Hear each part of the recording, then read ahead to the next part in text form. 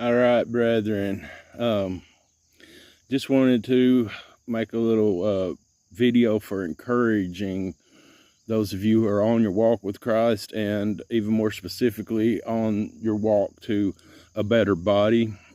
Building your body is much like your walk with Christ. You know, sometimes you have to step out with a small step of obedience, and then God will put another step in front of you, and you exercise that first step in order to move on to the next thing that God has for you. And once you exercise that first muscle, the next step is a lot easier because you're already used to that first thing. And I just want to show you guys something, okay? This right here, this is where I made it to yesterday. Now this will be a 2 mile. At this point, by the time I get back, that'll be 2 miles.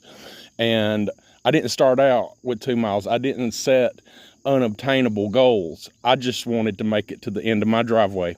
That's it. And it took me a couple trips.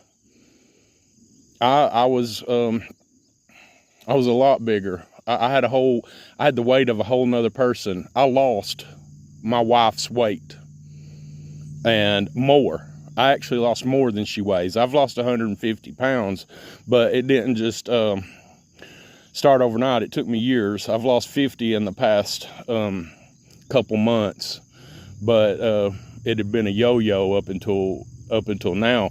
But I didn't look at it the way I look at it now.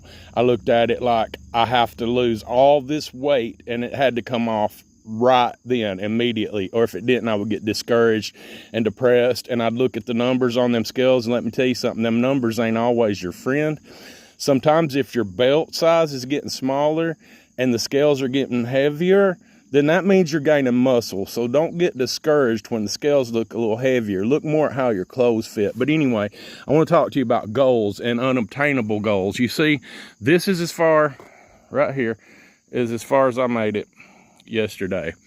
And if you see right back there, the top of that hill right there, that's it.